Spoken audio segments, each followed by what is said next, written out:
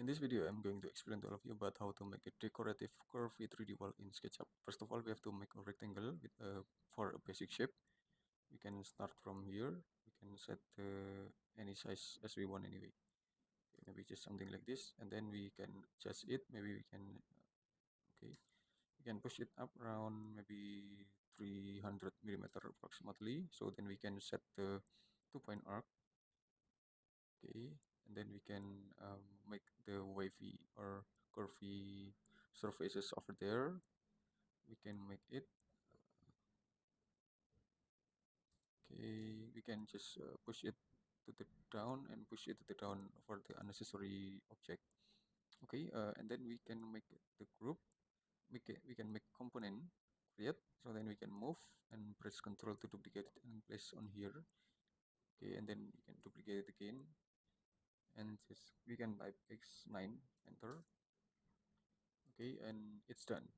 Okay, and then we can make it group anyway. We can make a group and just move and place on the above position, and then we can try to flip it along with the right axis, just like this.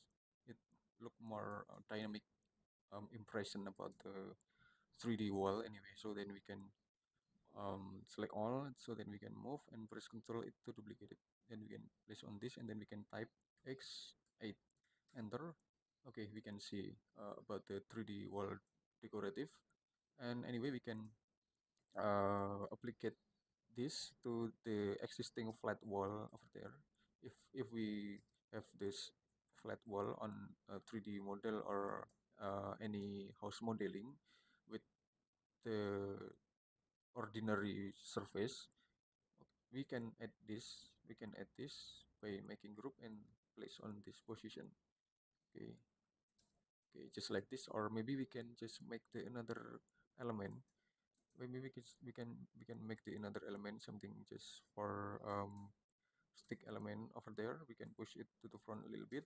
We can make it group, make component, and just create. So then we can move and duplicate it to the another position. Maybe we can just place on this position, and then we can type 30 slash and enter.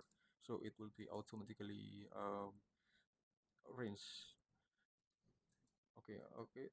And then we can make the another element. Maybe we can use the wood material over there. We can use this wood. Maybe we can just click it, and we can, okay. Maybe we can use this wood, and maybe we can adjust with the another element with this vertical magnetic light over there.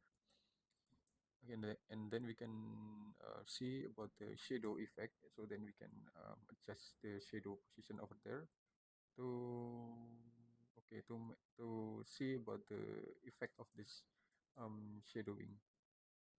Okay, or maybe we can just flip it along with the green axis, so we can try to see. Okay, we can try to see about the texture of if it get the shadow, get the daylighting. um, okay, okay, we can see about it.